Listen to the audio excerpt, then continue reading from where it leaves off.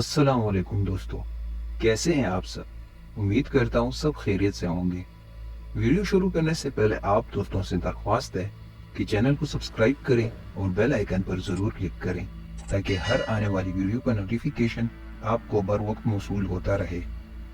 Video को ज़्यादा से ज़्यादा लाइक और अपने दोस्तों के साथ शेयर ज़रूर कीजिए। तो चलो चलते हैं वीडियो की जानिब।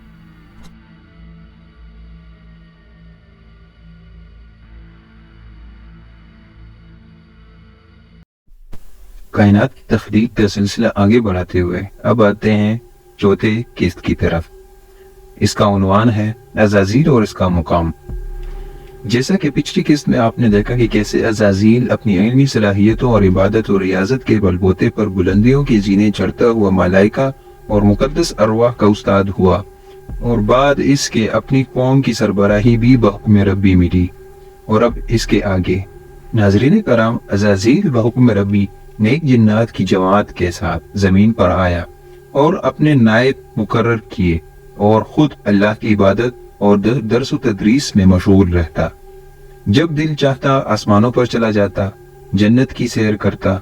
अज़ाज़ील का मेंबर भी जन्नत में था जहां बैठकर वो फरिश्तों को दर्स व तदरीस देता और इसके मेंबर पर अर्श का एक टुकड़ा या कोना हर वक्त साया किए रखता।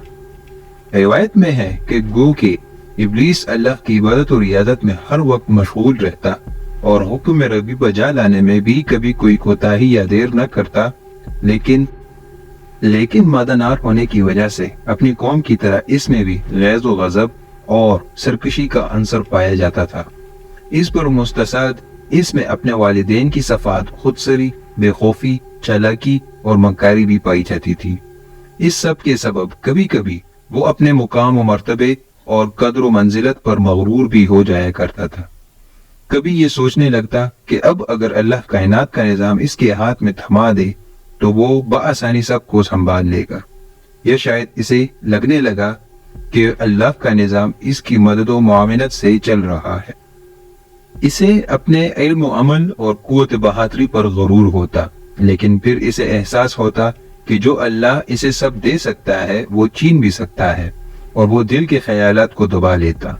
लेकिन एक तकब्बुर इसमें आने लगा अपनी इबादत और रियाजत और इल्म मर्तबे का, जो आगे चलकर इसकी बर्बादी का सबब बना। इब्लीस के नायब कौम की हिदायत और इन्हें राह हक पर लाने के लिए कोशा हो गए, लेकिन बिगड़ी हुई कौम पर ना तब असर हुआ ना अभी हो रहा था। कौम के सरकश और बिगड़े हुए जिन्नात ने एक एक करके इब्लीस के नायब शहीद करने शुरू कर दिए।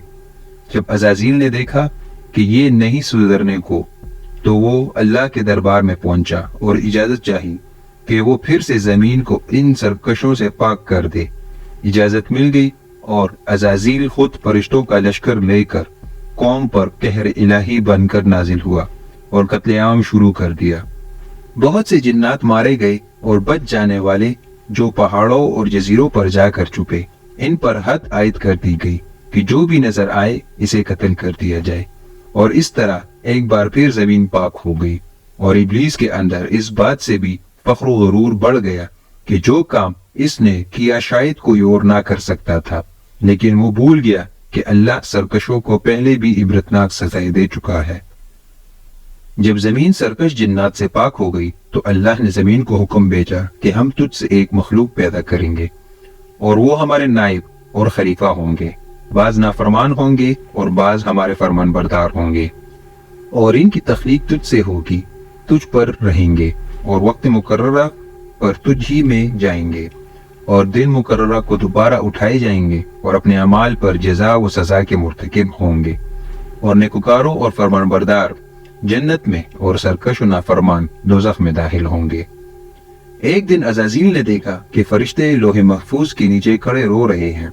अज़ाज़ील ने पूछा तो उन्होंने लोहे महफूज की तरफ इशारा किया जहां फसी अरबी में लिखा था, हमारा एक मुकर्रब की इबादत रब की इतनी करेगा कि कोई टुकड़ा जमीन और आसमान में ना होगा जहां सजदा ना किया होगा, लेकिन एक सजदा हुक्म का ना करेगा और मरदूद होगा। अज़ाज़ील ने कहा, गम ना करो, ये कोई और होगा, लेकिन मलाइका ने कहा कि आप हमारे हक में दुआ फरमा दें तब अज़ाज़ील ने दुआ की कि ए अल्लाह इन सब पर रहम फरमा, और यूं ना कहा कि हम पर रहम फरमा। फिर इसी फसी अरबी में एक और इबारत नमूदार हुई, औज़ु बिल्लाहि मिनश शैतानिर रजीम।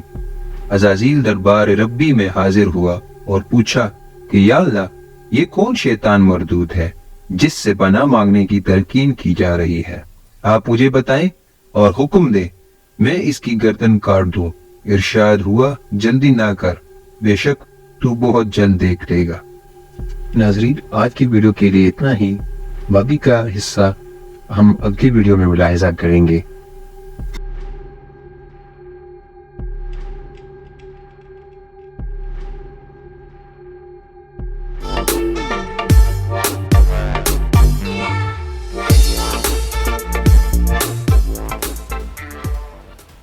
अब तक के लिए इतना ही, मिलते हैं अगली वीडियो में।